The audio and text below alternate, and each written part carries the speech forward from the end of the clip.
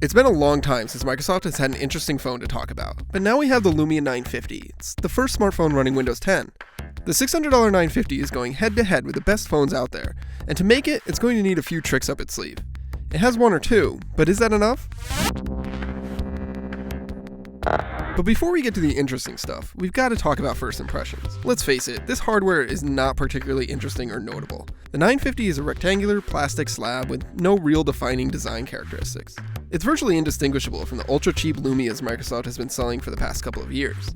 It has modern smartphone things like a fast processor and enough RAM, and there's a 5.2-inch display that's sharp but a little washed out. It also has a removable back, which is neat if you want to swap the battery. The camera is 20 megapixels, and it's fine but slow. Basically, if this were just another Android phone, it'd be okay. But it's not an Android phone, it's Windows 10, and that's what makes this phone different. The real story here is Windows 10. Instead of it running on a laptop, it's running on your phone. Microsoft likes to talk about how Windows 10 is now a unified platform. The same code that runs on your laptop also runs on this phone. That's true, but on the surface, Windows 10 on a phone feels a lot like Windows Phone 8 did. There are a couple minor interface updates and slight UI changes, but this isn't a complete overhaul. I do like the new Hello feature, which lets me look at my phone to unlock it, just like I can do on a Windows laptop. It's kind of like Android's Face Unlock from 4 years ago, but it's actually usable, though you have to bring the phone pretty close to your face to make it work. But what is new and big and different is this Continuum feature, which lets you turn your little phone into a PC. To do that, you need Microsoft's $99 display dock, a monitor or TV, and a mouse and keyboard.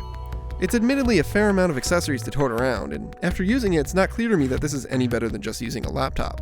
You plug your phone into the dock, fire up the Continuum app, and boom, your phone's display and contents are on the big screen. It's basically trying to be the dream of turning your phone into a full-size computer. You could check your email, browse the web, compose Word documents, or send text messages from a full-size keyboard on a big display. You can even have one thing up on the big screen and do something else entirely different on your phone.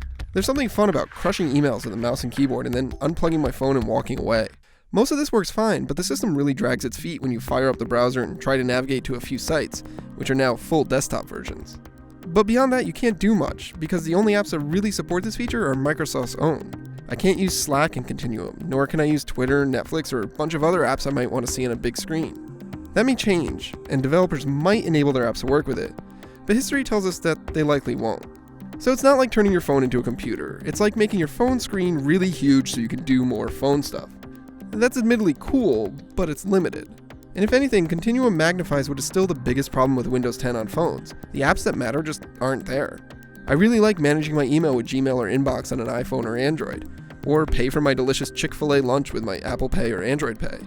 And good luck if you want to use a smartwatch or other wearable, the vast majority of them just won't work here.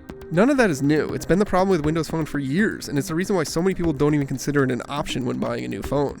Microsoft managed to update the hardware, which, trust me, was desperately needed, but it still has the same old problems that have plagued its mobile efforts forever. The Lumia 950 may be a phone to satisfy the few remaining Windows fans that want it on every device to use, but unfortunately, it doesn't do enough to resurrect Microsoft's mobile efforts.